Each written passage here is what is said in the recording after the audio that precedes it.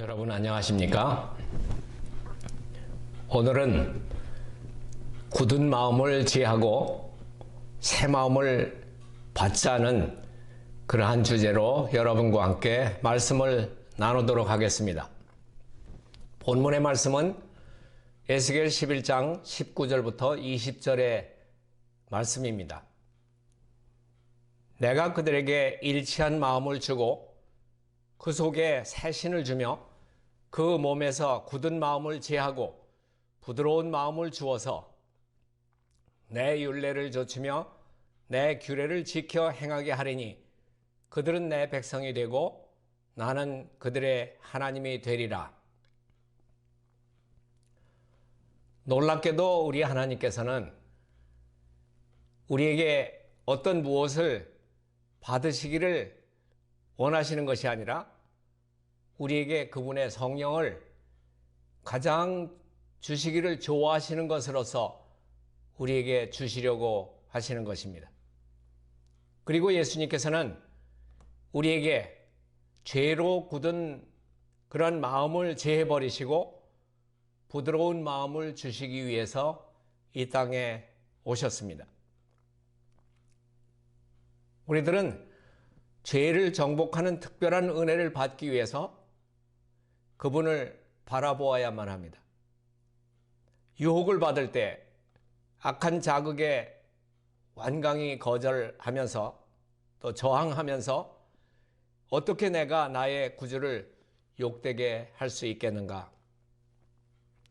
나는 내 자신을 그리스도께 바쳤다. 나는 사단의 일을 할 수 없다. 그렇게 말해야 합니다. 모든 우상을 버리고 사랑하는 모든 죄악을 버릴 수 있도록 도와달라고 사랑하는 구주께 부르짖어야만 합니다. 영감의 주석의 말씀 에스겔 11장 19절 주석을 보겠습니다.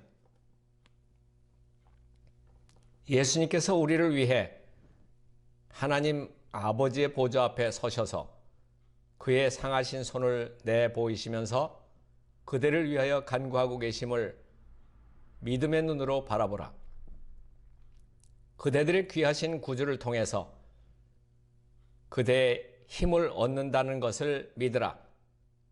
이기는 자들을 위해서 예비하신 면류관을 믿음의 눈으로 바라보라. 구속받은 자들의 다음과 같은 환희의 노래를 들으라.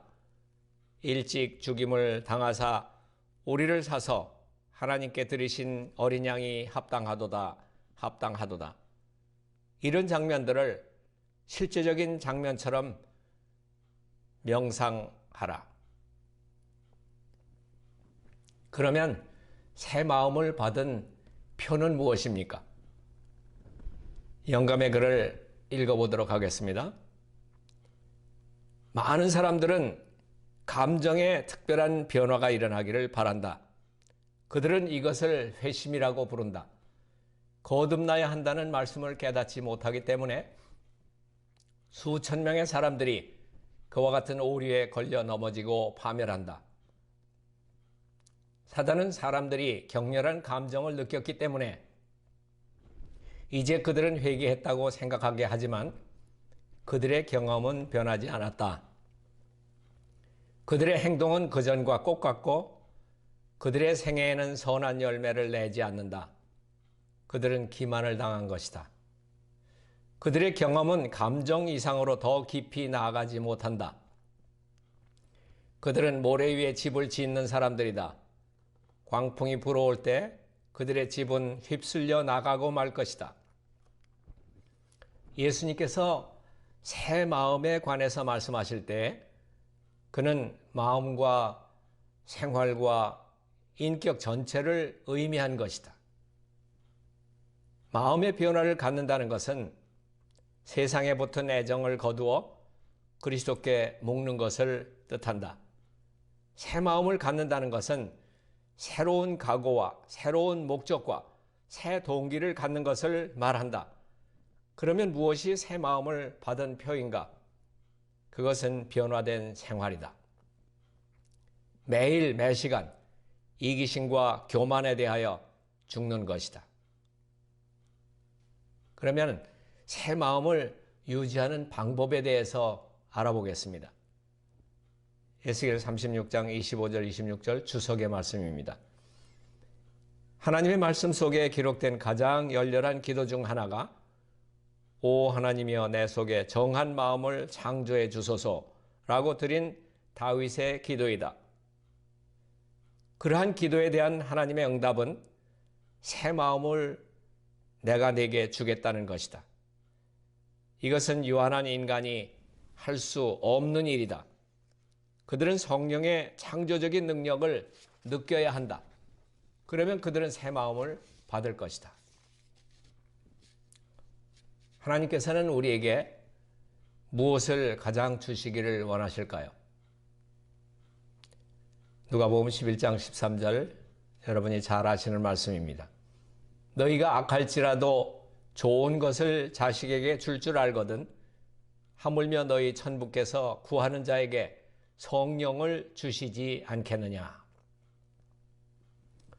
하나님께서는 부모보다 더한 그러한 사랑으로서 인간들에게 좋은 것, 성령을 주시기를 원하십니다. 실물교원 162페이지 말씀을 소개해 드립니다. 그리스도의 능력에 이끌린 죄인이 십자가 앞에 나아가 부복할 때 그는 새로 창조함을 받는다. 그는 새 마음을 받아 그리스도 예수 안에서 새로 지음을 받게 된다. 하나님은 예수 믿는 자를 의롭다 하시는 분이시다. 그리고 의롭다 하신 그들을 또한 영화롭게 하신다. 우리 주님께서는 사람들에게 새 마음을 주시기 위해서 이 땅에 오셨습니다. 주님께서는 새 마음을 너희에게 줄 것이라고 말씀하셨습니다. 그러나 그리스도의 시대나 오늘날 스스로 의롭다 하는 정신은 새 마음을 가장 가질 그러한 필요성을 느끼지 않습니다. 가래법은 기별 3권 192페이지부터 나온 말씀을 보겠습니다. 주님께서는 내가 새 마음을 너희에게 주리라고 말씀하신다. 그리스도의 형상이 바로 마음, 가슴, 혼에 찍힌다. 사도는 우리가 그리스도의 마음을 가졌다고 말한다. 거룩한 능력을 통해서만 이르러 올 수 있는 변화의 과정이 없이는 타고난 죄로 향하는 경향이 온전히 마음에 남아 새로운 사슬을 형성하게 되고 인간의 능력으로는 도무지 깨뜨릴 수 없는 노예의 상태를 부과할 것이다. 그러나 인간은 그 옛 취향, 경향, 우상, 생각, 이론을 가지고는 결코 하늘에 들어가지 못한다. 하늘은 그들에게 전혀 기쁨의 장소가 되지 못할 것인데 이는 모든 것이 그들의 취향, 식욕, 경향과 충돌될 것이요. 그들의 본성적 그리고 후천적 품성의 기질과 고통스럽게 반대가 될 것이기 때문이다. 행복은 거룩함과 하나님의 뜻에 일치한 결과이다. 하늘에서 성도가 될 사람들은 먼저 지상에서 성도가 되어야 하는데 이는 우리가 이 지구를 떠날 때 우리의 품성을 가지고 갈 것이며 이는 단지 그리스도의 의를 통해서 우리에게 나누어진 하늘의 요소들 중 어떤 것을 가지고 가는 것이 될 것이기 때문이다. 교회증언 4권 345페이지를 보겠습니다. 그대에게 품성을 개혁하고 고결하게 만드는 데 있어서 그대의 남은 생애 동안 해야 할 일이 있다. 새 생애는 새로워진 영혼 안에서 시작된다. 그리스도는 내주하시는 구주이시다. 포기하기가 어려운 것으로 여겨지는 것은 포기되어야 하며 위압적이고 명령하는 투에 말을 해서는 안 된다. 그러면 고귀한 승리가 얻어질 것이다. 진정한 행복은 온갖 자아부정과 자아를 못 박는 것의 결과가 될 것이다. 한 번 승리가 얻어지면 그 다음 승리는 훨씬 쉽게 얻을 수 있다. 성경은 우리를 하나님의 동역자들이라고 부르고 있습니다. 교회정은 9권 152페이지를 보겠습니다. 우리는 하나님의 동역자들이다. 고린도전서 3장 9절 말씀이죠. 하나님의 동역자들이라는 말을 결코 잊지 말라. 두렵고 떨림으로 너희 구원을 이루라. 너희 안에서 행하시는 이는 하나님이시니 자기의 기쁘신 뜻을 위하여 너희로 소원을 두고 행하게 하신다. 이적을 행하는 그리스도의 은혜의 능력은 새 마음, 더 고상한 생애, 더 거룩한 열성을 사람에게 창조해 주는 데서 나타난다. 하나님께서는 새 마음을 너희에게 줄 것이라고 말씀하신다. 이것이 인간의 갱생, 이루어질 수 있는 최대의 이적이 아닌가. 믿음으로 하나님의 능력을 붙잡는 사람이 무엇을 할 수 없겠는가? 정로의 계단 18페이지에는 이렇게 기록합니다. 구주께서 말씀하시기를 사람이 거듭나지 아니하면, 즉 사람이 새 마음과 욕망과 새 목적과 새 동기를 받아 그것들로 새 생애에 들어가지 아니할 것 같으면 하나님 나라를 볼 수 없다고 하셨다. 본성적으로 사람에게 잠재하고 있는 선을 개발하기만 하면 족하다는 관념은 치명적인 오해이다. 육에 속한 사람은 하나님의 성령의 일을 받지 아니하나니 저희에게는 미련하게 보이며 또 깨닫지도 못하나니 이런 일은 영적으로라야 분별함이니라. 거듭나야 하겠다는 말을 기이 여기지 말라. 정로의 계단 57페이지부터 나온 말씀을 계속 보겠습니다. 사람의 눈으로 볼 수 없는 이 거듭나게 하는 능력은 사람의 마음 안에 역사하시는 하나님의 성령도 또한 그런 것이다. 사람의 눈으로 볼 수 없는 이 거듭나게 하는 능력은 사람의 마음 안에 새 생명을 나게 하는데 그것은 하나님의 형상대로 새 사람을 만들어낸다. 비록 성령의 역사는 소리가 없고 감각할 수 없을지라도 그 영향은 현저하게 드러난다. 만일 우리 마음이 하나님의 성령으로 말미암아 새로워졌을 것 같으면 우리 생애가 그 사실을 증명하게 될 것이다. 물론 우리는 우리 마음을 변화시키기 위해서, 우리 자신을 하나님과 융화시키기 위해서 스스로 아무것도 할 수 없을지라도, 또 우리가 우리 자신과 우리 선행만 가지고 넉넉하다고 믿을 수는 없을지라도 우리의 생애는 우리 마음에 하나님의 은혜가 있고 없는 것을 드러냅니다. 계속해서 보겠습니다. 변화는 우리 품성과 습관과 우리의 직업에 나타나게 될 것이다. 그래서 과거와 현재 사이의 차이가 분명하고 확실하게 드러나게 될 것이다. 품성은 일시적 선행이나 일시적 악행으로 드러날 것이 아니라 습관적인 말과 행실의 경향으로 말미암아 드러나게 될 것이다. 그리스도의 새롭게 하시는 능력이 없이도 행동이 외부적으로 방정한 경우가 있는 것도 사실이다. 덕망을 넓히고 사람들에게 존경을 받고자 하는 욕망이 예모 있는 생애를 할 수도 있게도 하는 것이다. 또는 자존심이 우리로 하여금 누추한 모양을 피하게 할 수도 있는 것이다. 그리고 이기심을 가진 자도 너그러운 행동을 할 수가 있다. 그러면 우리가 어떤 편에 속했다고 하는 것을 어떤 방법으로 판단할 수 있겠습니까? 누가 마음을 지배하고 있는가? 우리의 생각이 누구에게 있는가? 우리가 누구에 대해서 말하기를 좋아하고 있는가? 우리의 가장 열정적인 애정과 우리의 최대 정력을 누가 지배하고 있는가입니다. 우리가 그리스도께 속한 사람이라고 하면은 우리의 생각은 그분에게 있을 것이고 그를 생각함이 우리의 가장 즐거움이 될 것입니다. 그리고 우리의 모든 소유와 우리의 몸을 다 그분에게 바치게 될 것입니다. 우리는 그의 형상을 입고 그의 정신을 나타내고 또 그의 뜻을 행해서 범사에 그를 기쁘시게 하기를 원할 것입니다. 그리스도 예수 안에서 새로 지음 받은 자는 성령의 열매, 즉 사랑, 희락, 화평, 오래 참음, 자비, 양선과 충성과 온유와 절제 같은 열매를 맺히게 될 것입니다. 계속해서 보겠습니다. 저들은 다시는 기왕의 정욕을 따라 행치 아니하고 하나님의 아들을 믿는 믿음으로 말미암아 그의 발자취를 따라가게 되고 그의 품성을 반사하게 되고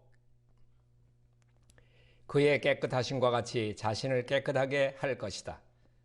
그리고 저들이 전에 미워하던 것을 지금에는 사랑하게 되고 저들이 전에 사랑하던 것을 지금 미워하게 될 것이다. 교만하고 자기 주장만 세우던 자가 마음이 온유하고 겸손하게 될 것이다. 허영심이 많고 거만하던 자가 침착해지고 근신하게 될 것이다. 음주하던 자가 절제하고 방탕하던 자가 깨끗한 자가 될 것이다. 세상의 허영적 습관과 유행은 버리는 바 될 것이다. 그리스도인들은 외모의 단장을 힘쓰지 않고 오직 마음에 숨은 사람을 온유하고 안정한 심령에 썩지 아니할 것으로 단장할 것이다. 하나님께서는 우리들에게 무엇을 달라고 하십니까? 잠언 23장 26절 내 아들아 내 마음을 내게 주며 내 눈으로 내 길을 즐거워할지어다. 그대의 꾸짖게 그대의 최선의 애정과 가장 거룩한 애정을 드리십시오. 그분의 뜻에 전적으로 순종하십시오. 그분은 이보다 못한 것은 어떤 것도 받지 않으실 것이기 때문입니다. 믿음과 행함 22페이지를 보겠습니다. 사람의 마음을 개발시키는 데 도움이 되도록 하나님께로 돌려드리는 것도 모두 그분의 선물이다. 가장 귀중한 헌물들이 하나님의 제단 위에 놓여질 수도 있다. 그리고 사람들은 그분의 관대하심 때문에 바친 자를 찬양하고 높이고 칭송할 것이다. 왜 그런가?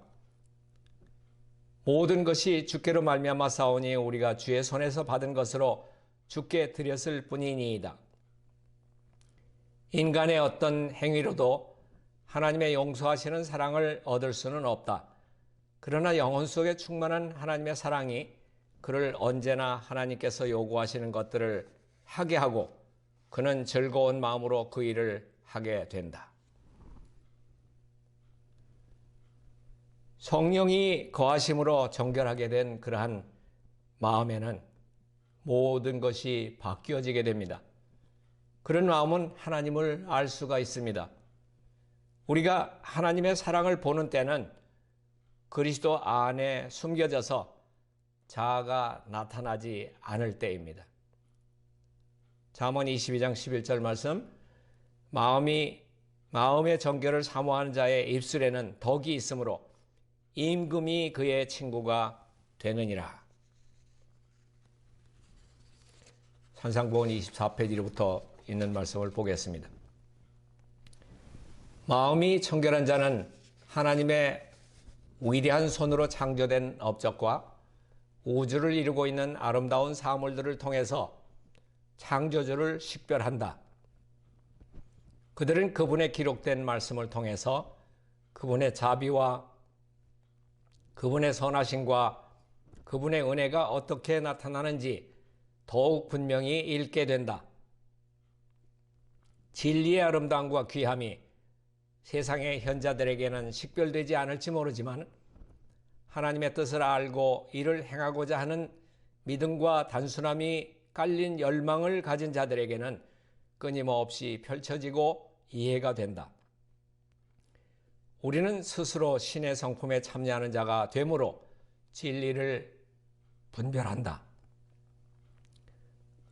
마음이 청결한 자들은 하나님이 이 세상에서 그들에게 주신 기간 동안에 마치 그분이 눈앞에 계신 것처럼 생애한다.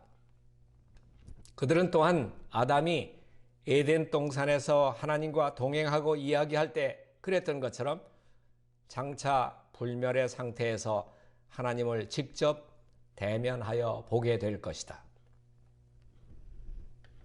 영감의 글 교회증언 1권 441페이지를 보겠습니다. 생애의 순결은 그것을 소유한 자들을 저속한 것과 죄에 빠지는 일에서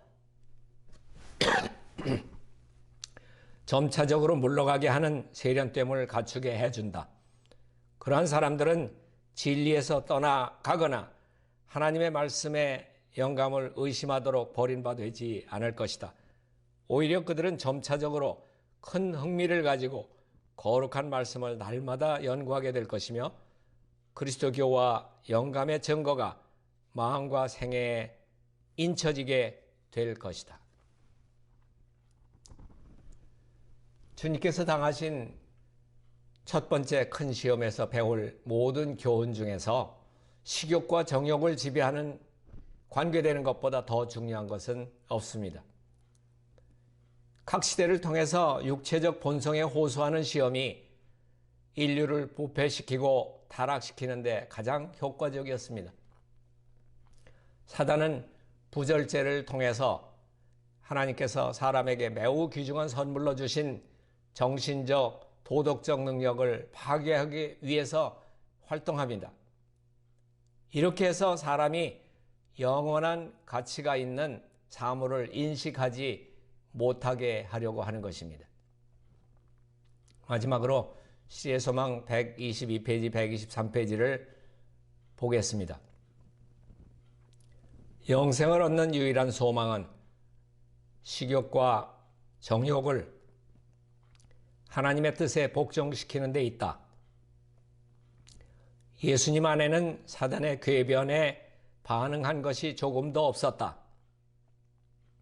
그는 죄를 짓기로 동의하지 않으셨다. 그는 생각으로라도 시험에 굴복하지 않으셨다. 우리도 그렇게 할 수 있다. 그리스도의 인성은 신성과 연합되었다. 그는 성령의 내자심으로 투쟁할 태세가 갖추어져 있었다. 그리고 그는 우리로 신의 성품에 참여하는 자가 되게 하시기 위해 오셨다. 우리가 믿음으로 그와 연합하고 있는 한 죄는 더 이상 우리를 지배하지 못한다. 하나님께서는 우리 안에 있는 믿음의 손을 인도하여 그리스도의 신성을 굳게 붙잡게 함으로 우리로 완전한 품성을 얻게 하시려고 하신다. 그런데 이 일을 성취하는 방법을 그리스도께서 우리에게 보여주셨습니다. 그것은 하나님의 말씀으로라고 하는 것입니다. 계속해서 보겠습니다. 하나님의 말씀 가운데 있는 약속은 모두 우리의 것이다. 우리는 하나님의 입으로 나오는 모든 말씀으로 살아야 한다.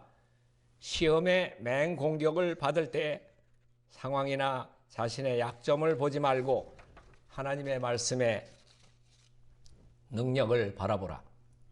그 말씀의 모든 능력은 그대의 것이다. 시편 기자는 이렇게 말한다. 내가 주께 범죄치 아니하려 하여 주의 말씀을 내 마음에 두었나이다. 나는 주의 입술의 말씀을 조차 스스로 삼가서 강포한 자의 길에 행치 아니하였사오며. 새 마음과 성령은 우리가 하나님께로부터 받는 귀중한 선물입니다. 하나님께서는 지금 이 시간에도 우리들에게 그 선물들을 주시고자 기다리고 계십니다.